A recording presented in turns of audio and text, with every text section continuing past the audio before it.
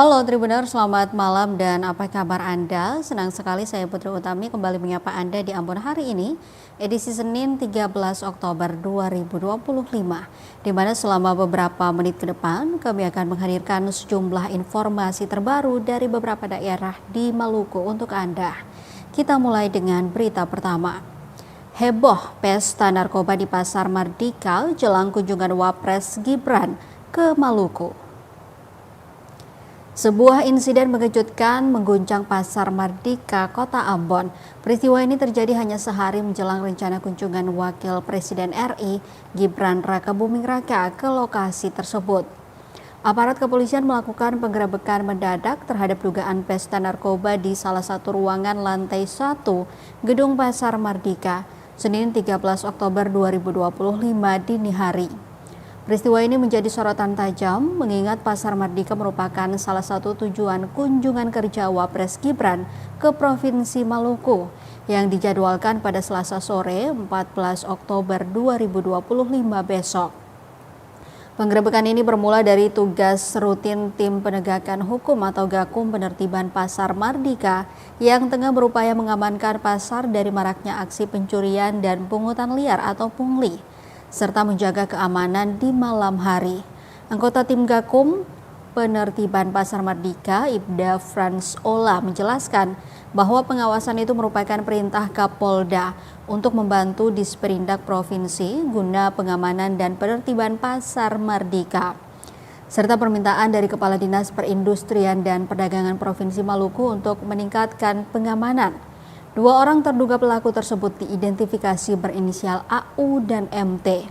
Ironisnya, AU diketahui merupakan tim transisi penertiban Pasar Mardika. Saat tim melakukan penggerebekan, kedua terduga pelaku menunjukkan reaksi panik. Meskipun gagal mengamankan pelaku di tempat, petugas menemukan bukti kuat adanya aktivitas terlarang. Di dalam ruangan tersebut ditemukan barang bukti pesta narkoba berupa 2 alat isap sabu atau bong, plastik bungkusan yang diduga bekas sabu, dan uang tunai senilai Rp500.000. Kedua terduga pelaku berhasil melarikan diri meninggalkan barang bukti kejahatan mereka. Saat ini proses pengejaran dan penyelidikan lebih lanjut telah diambil alih oleh Ditres Narkoba Polda Maluku. Insiden memalukan dan menghebohkan ini tentu mencoreng citra Pasar Mardika dan tim penertibannya, tepat di saat pasar tersebut bersiap menyambut kedatangan orang nomor 2 di Republik Indonesia. Kasus ini juga menyoroti kerentanan Pasar Mardika terhadap aktivitas kriminal, bahkan yang melibatkan oknum di dalamnya, yang seharusnya menjadi fokus perbaikan sebelum kunjungan penting tersebut. Kalau ini? Ini cuma dikasih mulai dari cek pintu-pintu ini tadi.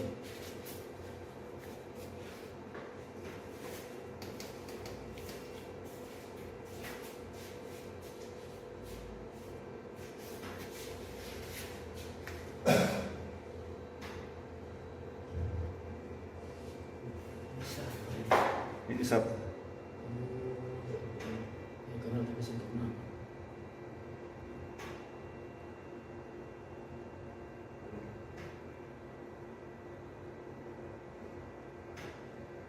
Dia ambil aku.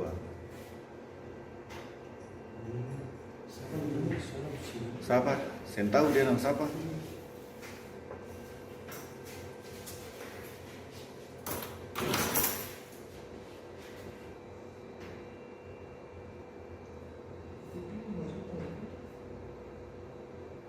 Kamu sudah datang lah, saya baku tahan kah, apa baku pele kah? Itu masih di belakang sana. Aduh, ini kamu suara nih toh? Iya, itu masih di belakang. Saya baku tangkap dorang, kamu nonton lah. Toh? Nah, itu kita lepas itu. Itu kamu nonton kayak apa saja. Kamu Begitulah dorong kasih jatuh ke apa ke? gahe. Paselan keluar. Gahe tadi.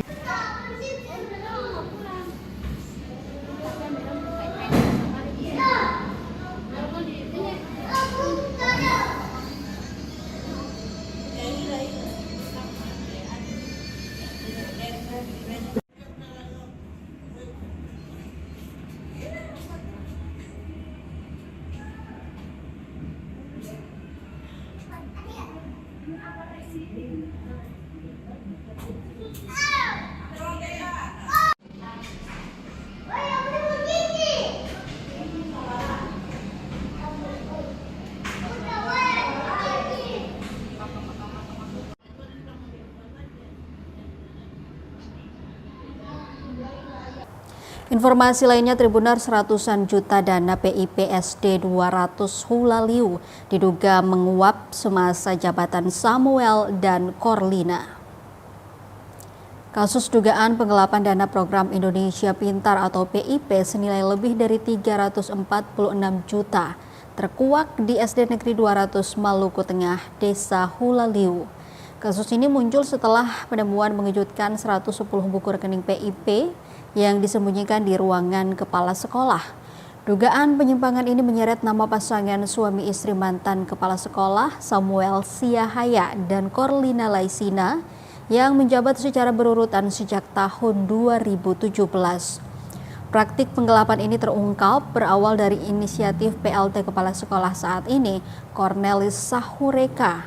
Cornelis yang baru menjabat pada 20 Januari 2025 menggelar rapat dengan orang tua murid penerima dana PIP 2025 pada 23 September 2025. Di tengah rapat, salah seorang guru secara tak terduga mengungkap bahwa semua buku rekening itu tersimpan di ruang kepala sekolah. Setelah melakukan pencarian, Cornelis menemukan kurang lebih 110 buku rekening yang berasal dari berbagai tahun. Bahkan ada yang tercatat sejak 2017. Penemuan ini menegaskan bahwa Cornelis tidak pernah menerima serah terima atau informasi apapun mengenai keberadaan ratusan buku rekening tersebut dari kepala sekolah sebelumnya.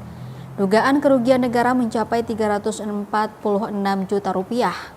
Buku-buku rekening tersebut yang seharusnya dipegang oleh siswa atau orang tua merupakan bukti bantuan PIP sebesar 450 juta per siswa per tahun. Dengan adanya 110 buku rekening yang ditemukan, diperkirakan total anggaran PIP yang semestinya dicairkan setiap tahun mencapai Rp49.500.000. Jika praktik ini diduga terjadi secara konsisten selama 7 tahun, yakni sejak 2017 hingga 2024. Total kerugian negara dan hak siswa yang diduga menguap mencapai angka fantastis Rp346.500.000. Dugaan penggelapan ini mengarah kuat kepada dua mantan Kepsek Samuel Siahaya yang menjabat dari tahun 2017 hingga 2021 dan istrinya Corlina Laisina yang menjabat dari tahun 2021 hingga 2024. Setelah buku rekening diserahkan, para orang tua baru menyadari bahwa anak mereka adalah penerima PIP. Namun mereka tidak pernah menerima dana sesuai nominal yang tertera di buku. Informasi penelusuran menunjukkan bahwa ada penyaluran dana, tetapi jumlahnya tidak seragam dan jauh di bawah hak seharusnya. Beberapa siswa dilaporkan hanya menerima sebagian kecil dengan variasi yang mencurigakan, mulai dari hanya Rp25.000 hingga maksimum Rp675.000, yang kemungkinan akumulasinya selama beberapa tahun, tetapi tetap di bawah nominal total. Selisih uang inilah yang menjadi indikasi utama praktik penggelapan. Kini, kasus dugaan penggelapan dana bantuan sosial pendidikan ini telah masuk ke ranah hukum dan ditangani oleh Cabang Kejaksaan Negeri Ambon di Saparua.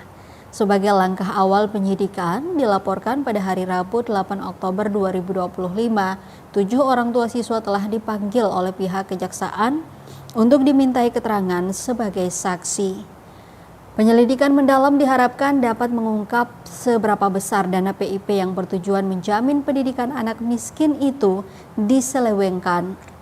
Hingga berita ini diterbitkan, Tribunamo.com belum mendapatkan respons dari Kepala Cabang Kejaksaan Negeri Ambon di Saparua, Asmin Hamzah, terkait proses penyelidikan. Sementara itu, Samuel Siahaya dan Corlina Laisina juga belum memberikan klarifikasi resmi. Sebagai informasi, Tribuners, dana PIP adalah uang tunai yang disalurkan pemerintah sejak 2014 untuk membantu siswa dari keluarga miskin atau rentan miskin agar tidak putus sekolah.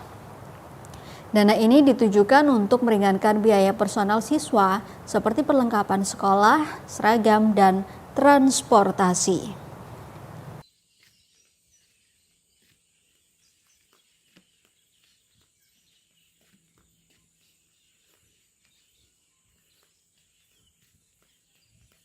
Demo di Polres SBT, masa aksi minta laporan pengaduan terhadap keluarga korban dihentikan. Sejumlah masa aksi yang berasal dari mahasiswa LSM dan OKP di Kabupaten Seram Bagian Timur atau SBT menggeruduk markas Polres SBT Senin 13 Oktober 2025. Kedatangan mereka menyusul adanya laporan pengaduan yang dilayangkan pelaku pencabulan terhadap keluarga korban. Laporan tersebut menyeret 3 nama dari keluarga korban yang disebut melakukan tindakan kekerasan terhadap pelaku sendiri berinisial JU 42 tahun. Ketiganya yakni 2 kakak korban berinisial TS dan ISS serta ibu korban berinisial SR. Pantauan tribunambon.com di lokasi, masa mulai melangsungkan aksinya pukul 1 siang waktu Indonesia Timur di depan Polres SBT. Mereka menggunakan satu mobil pick-up yang dilengkapi dengan alat pengeras suara beserta atribut organisasi. Masa aksi juga membawa sejumlah pamflet berisikan tuntutan mereka. Salah satunya bertuliskan suara hati korban. Zulkifli Sengan, salah satu orator, mengaku laporan yang dilayangkan pelaku terdapat maksud kami terhadap keluarga korban dinilai cacat prosedur. Pasalnya, tindakan yang dilakukan keluarga korban menurut pihaknya wajar dilakukan sebagai bentuk amarah. Atas hal ini, masa aksi meminta agar laporan pengaduan yang dilayangkan oleh pelaku terhadap para keluarga korban segera dihentikan. Diketahui JU merupakan salah satu guru di SBT yang telah ditetapkan sebagai pelaku pencabulan terhadap salah satu siswanya sendiri. Kronologi kejadian itu bermula saat korban berinisial sedang mengerjakan tugas bersama teman saksinya di dalam kelas. Tersangka tiba-tiba masuk dan langsung menjalankan aksinya. Setelah melancarkan aksi bejatnya, tersangka kembali mengancam korban sebelum meninggalkan korban seorang diri di dalam kelas. Ataupun adik perempuan yang masih menata pendidikannya lebih jauh. Oleh karena itu, saya mengundang dengan hormat Saudara Junedi Mahat. Ada hal yang tadi saya bilang, ada yang mengganjal soal prosedur hukum. Kedudukan hukum benar, pengambilan hukum salah, itu yang saya maksud. Dari awal saya sampaikan Pak, pihak Polres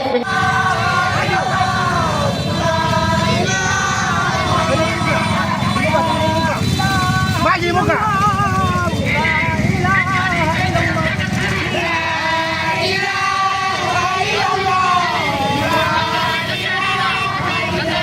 Saudara sekalian,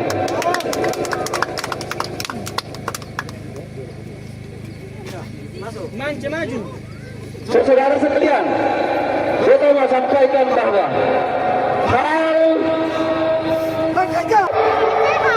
mereka memaksa melakukan pemanggilan lalu diinterogasi dimintai keterangan karena yang bersangkutan telah melakukan pengeroyokan. Betul. Kalau pengeroyokan kamu tetap menghormati proses penegak hukum, tetapi proses penegak hukum itu harus berdasarkan akhlak, harus berdasarkan dosi rasa parah yang terjadi pada keluarga korban. Beta aku yakin kalau kejadian ini ada pada bapak-bapak, apalagi kapasitas bapak-bapak adalah seorang kepolisian dalam gerakan menuntut keadilan di hadapan Polres Seram Bagian Timur. Aksi hari ini pertama sampaikan kepada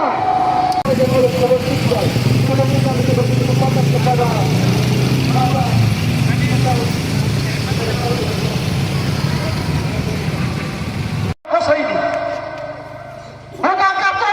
bukan karena keluarga, melainkan karena ketembung persaudaraan di bumi Tanah Nusa ini sangat ketong junjung tinggi. Kita ucapkan diri sebentar ada berharap-harapan dengan bapak-bapak tulis. Assalamualaikum warahmatullahi wabarakatuh.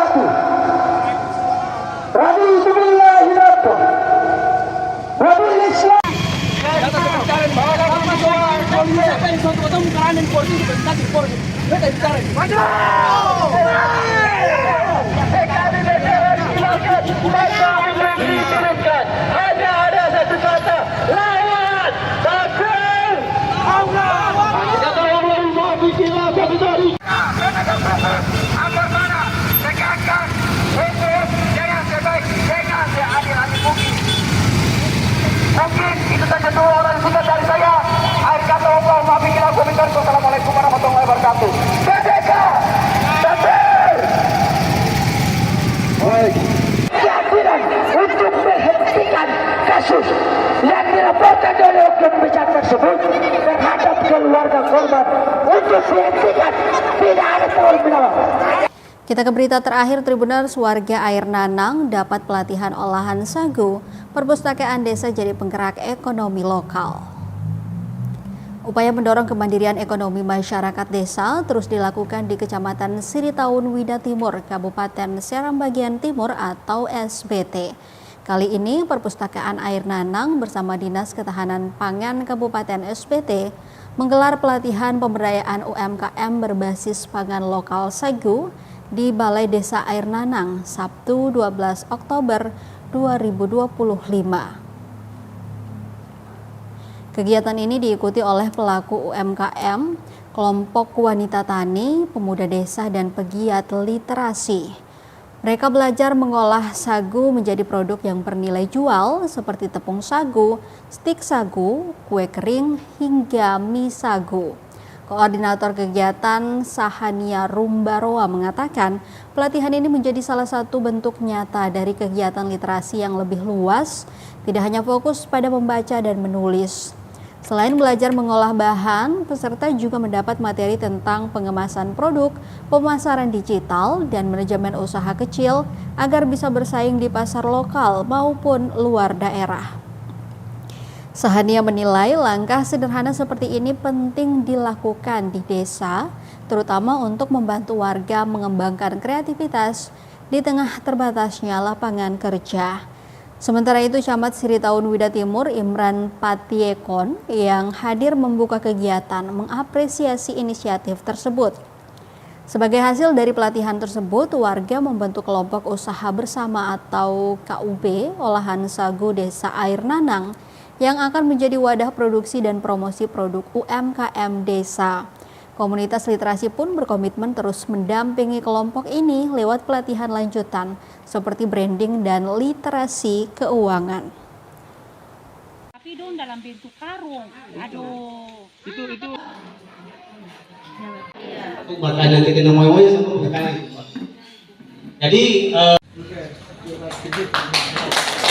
juga dibacakan, tapi jadi kecewa gitu.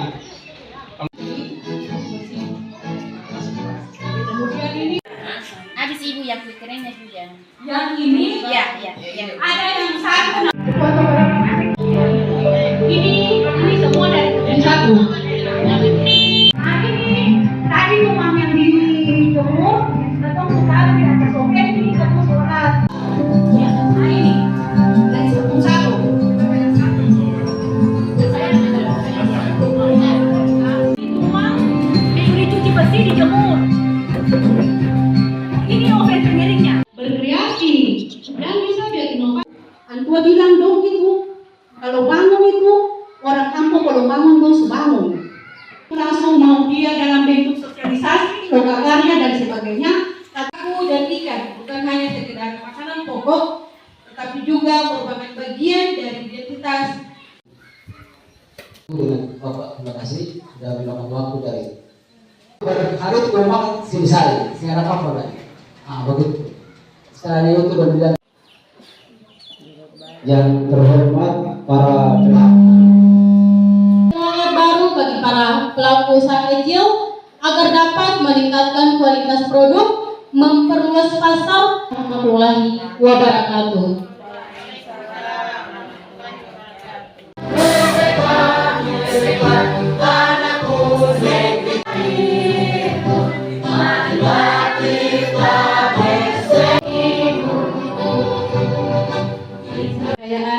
UMKM Desa Air Nanang. Tapi dong dalam bentuk karung, aduh. Itu makanan kita namanya sama makanan. Jadi juga dibacakan, tapi jadi kecewa gitu.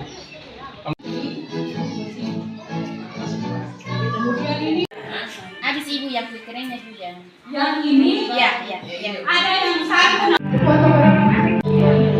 Ini semua dari yang satu. Nah ini tadi rumah yang di jemur, ketemu sekarang di atas soket ini ketemu sholat. Ya, nah ini dari tepung satu. Di rumah Ini ofensi liriknya. Berkreasi dan bisa. Tribuners, informasi dari SBT tadi sekaligus mengakhiri perjumpaan kita di Ambon hari ini. Saya Putri Utami mewakili seluruh kru yang bertugas mengucapkan terima kasih atas perhatian Anda. Selamat malam, sampai jumpa dan amato. Download Tribun X sekarang, menghadirkan lokal menjadi Indonesia.